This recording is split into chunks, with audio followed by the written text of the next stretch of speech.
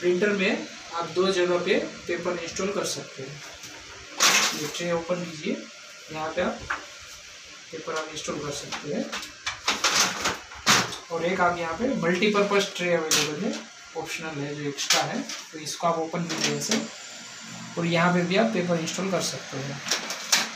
ये बंद है, इसको आप पुल आउट कीजिए, तो यहाँ से अंदर सेट कर दीजिए ऐसा।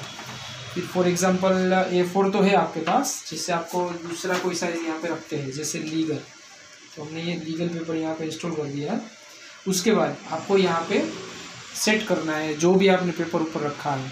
तो जैसे यहाँ पे चेंज करके ऑप्शन है, तो आप जैसे ही पेपर रखेंगे और सामने से आ जाएगा यहाँ पे, तो चेंज प्रेस कीजिए, और ये कैसेट 1 है वो नीचे का है, ये MP ट्रे हमें सेट करना है।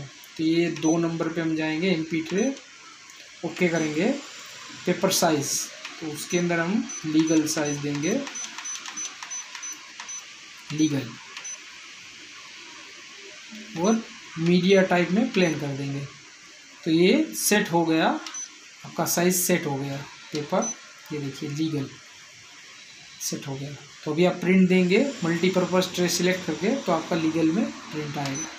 Thank you.